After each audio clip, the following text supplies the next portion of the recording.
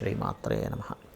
ప్రేక్షకులకి ఆ లలితాంబిక అమ్మవారి యొక్క అనుగ్రహం పరిపూర్ణంగా కలగాలని మనస్ఫూర్తిగా కోరుకుంటూ మనం ఈరోజు మార్చి మాసంలో 12 లగ్నాల వారికి ఎటువంటి ఫలితాలు జరగనున్నాయి. సరే, లగ్నం తెలియదు, రాశి నుంచి చూసుకోండి, నో ప్రాబ్లం.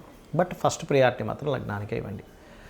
మరియు అదేవిధంగా ఏ విషయాల్లో జాగ్రత్తగా ఉండాలి, ఎటువంటి పరిహార మార్గాలు చేసుకోవాలి అనేటువంటి విషయాలు చెప్తుంది నేనైనప్పటికీ కూడా చెప్పిస్తుంది సాక్షాత్ లలిత అమ్మవారిగా భావిస్తూ అసలు గ్రహస్థితి ఏ విధంగా ఉంది అని చెప్పి చూసుకున్నట్లయితే మనకి మేషం నుంచి చూసుకుంటే వృషభ రాశిలో గురువు ఉన్నాడు, వక్రగతి పోయి. అదేవిధంగా మిథునంలో వక్రత్యాగం అయిపోయినటువంటి కుజుడు, కన్యారాశిలో కేతువు, కుంభరాశిలో రవిశనుల యొక్క గ్రహస్థితి ఉంది. అదేవిధంగా మీనంలో 3 గ్రహాలు రాహువు, శుక్రుడు, బుధుడు కలిసి ఉన్నారు. దీని తర్వాత 15వ తేదీ నుంచి రవి కూడా వచ్చి 4 గ్రహాలు కలిసి ఉంటాయి. 15వ తేదీ నుంచి కంటిన్యూస్గా ఈ యొక్క గ్రహస్థితిని అనుసరించి కన్యాలగ్నము, కన్యారాశి, కన్యవారికి కనుక చూసుకున్నట్లయితే మీకు లగ్నంలో కేతు ఉంటూ సప్తమంలో 4 గ్రహాల యొక్క సంచారం జరుగుతుంది. ప్రస్తుతం అయితే 3 గ్రహాలు ఉన్నాయి, రాహువు, శుక్రుడు, బుధుడు. మార్చి మాసం నుంచి మార్చి 15వ తేదీ నుంచి సప్తమంలోకి రవి కూడా వెళ్తాడు. దీనివల్ల ఏమిటి అంటే ఫస్ట్ ఆఫ్ ఆల్ ఇక్కడ మీకు 6లో 2 గ్రహాలు ఉన్నందుకు కొంచెం ఎవరికైనా అప్పులు ఇవ్వడం తీసుకునే విషయంలో కొంచెం జాగ్రత్తగా ఉండాలి. బికాజ్ ఆఫ్ న్యాచురల్గానే మీది సహజ సిద్ధంగానే మీది 6వ లగ్నము అంటారు.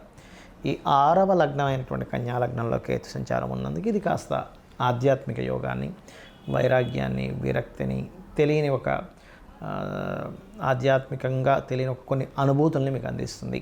అయితే ఇక్కడ మీకు ఎప్పుడైతే ధనాధిపతి, మీకు ధనాన్ని వచ్చేటువంటి కారకుడు ఎవరైతే రాహుతో కలిసి ఉన్నాడో మీకు ఆన్లైన్ త్రూ లేదా సాఫ్ట్వేర్ రిలేటెడ్ వాటి మూలంగా, జీవిత భాగస్వామి లేదా పార్ట్నర్స్ మూలంగా, ముఖ్యంగా విదేశీ సంబంధించినటువంటి వాటి మూలంగా మీకు ధనం అనేటువంటిది వస్తుంది. అదేవిధంగా గతంలో ఏవైతే కొన్ని ప్రయత్నాలు చేశారో ఆ ప్రయత్నాలు ఇప్పుడు సఫలీకృతమయ్యేటువంటి సమయం నడుస్తుంది.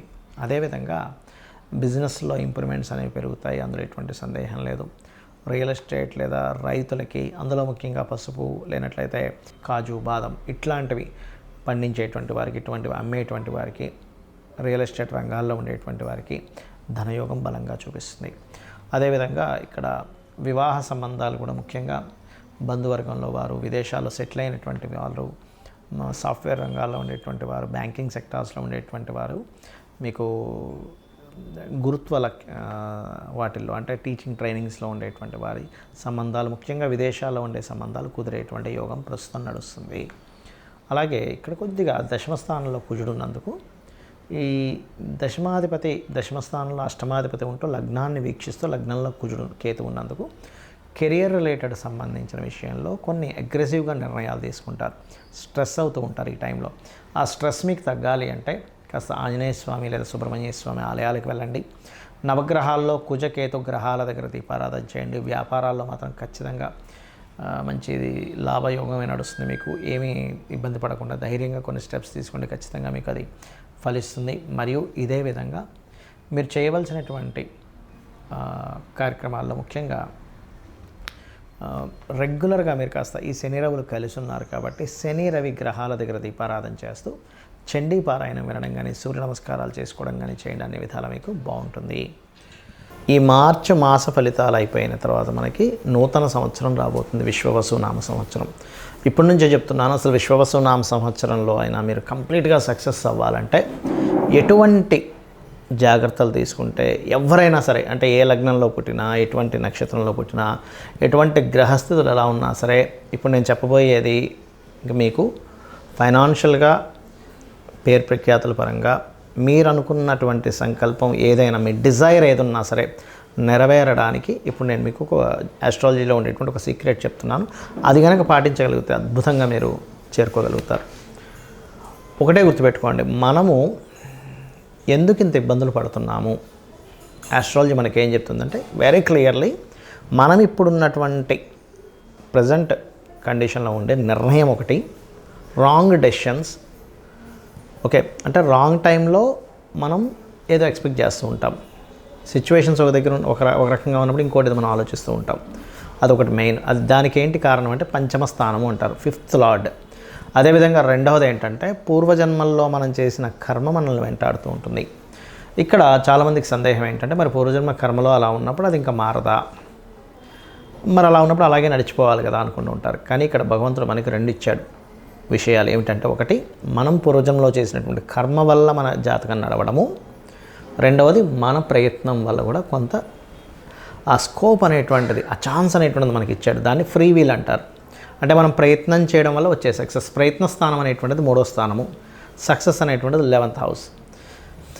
ఎవరైనా సరే నిత్యము గనక ఉదయము సాయంత్రము లలిత విష్ణు సహస్రనామాలు ఎవరైతే చేస్తారో వాళ్ళ ప్రయత్నం 100% సక్సెస్ అవుతుంది. అలా కాదండి, నేను అంత నాకు సహస్రనామాలు నోటికి తిరగవు, ఇంకేదైనా సింపుల్గా చేసుకునేది ఉందా అంటే సింపుల్గా ఏం లేదు. ఓం నమో నారాయణాయ, ఓం శ్రీమాత్రే నమః, ఈ రెండు చాంటింగ్ చేస్తూ ఉండండి. నాకు పూజ గదిలో అంతసేపు నేను స్పెండ్ చేయలేను, నా స్థితి వేరే ఉంది, విదేశాల్లో ఉంటాను, చాలా టైం దొరకడం కష్టం అనుకుంటే మనసులో మననం చేయండి కనీసం. ఓం నమో నారాయణాయ, ఓం శ్రీమాత్రే నమః. ఇంకా వీలుంది నాకు అంటే ఓం నమః శివాయ కూడా చేసుకుంటే అద్భుతమైన ఫలితాలు వస్తాయి దీనివల్ల. ఒకటి. ఇక రెండవది ఏంటంటే, ఇక నేను చెప్పేది ఒకటే, కొత్త సంవత్సరంలోకి నెక్స్ట్ ఈ మార్చ్ ఫలితాల తర్వాత నెక్స్ట్ మార్చ్ ఎండింగ్ నుంచి మనకి ఎట్లాగో విశ్వవసునామ సంవత్సరం వస్తుంది. అడుగుపెట్టేటప్పుడు కొన్ని విషయాలు మైండ్లో బాగా పెట్టుకోండి. ఏలినాటి శని ఉంది, అర్ధాష్టమి శని ఉంది, అష్టమి శని ఉంది, అమ్మో నా లైఫ్ ఏదో అయిపోతుందేమో అనేటువంటి భయాల నుంచి ఫస్ట్ బయటికి రండి. శని అంటే ఏమిటంటే కర్మకారకుడు. మనం ఎటువంటి కర్మలు చేసామో ఆ కర్మలను ఇచ్చేవాడు. ఎంతసేపు బ్యాడే ఇవ్వాలని రూల్ లేదు, గుర్తుపెట్టుకొని. మనకి ఒక అద్భుతంగా ధనం సంపాదిస్తున్న శనే కారకుడు దానికి. Because of natural 10th and 11th lord ఆయన. 10th అంటే కర్మ, 11th అంటే లాభాలు. అంటే ఇచ్చేది కూడా ఆయనే, గుర్తుపెట్టుకోవాలి. ఫస్ట్ ఇక్కడ ఎంతసేపు ఏంటంటే శని అనేటువంటి పాయింట్ని మనం ఎంతసేపు నెగిటివ్ కోణంలోనే చూస్తూ ఉంటాం. ఎలా అంటే, ఒక తండ్రి ఉన్నాడు, తండ్రిని పూర్తిగా అర్థమైన వ్యక్తి తండ్రి కోపాన్ని అర్థం చేసుకుంటాడు, తండ్రి బాధ్యతని అర్థం చేసుకుంటాడు. కానీ తండ్రి అర్థం కానివాడు తండ్రి కోపాన్ని మాత్రమే చూస్తాడు. తండ్రి ఎప్పుడు ఇలాగే హింసిస్తుంటాడు, తల్లి ఎప్పుడు ఏదో ఒకటి నువ్వు చదువురా అంటూ ఉంటుంది, ప్రతిదానికి అడ్డం పడుతుంది.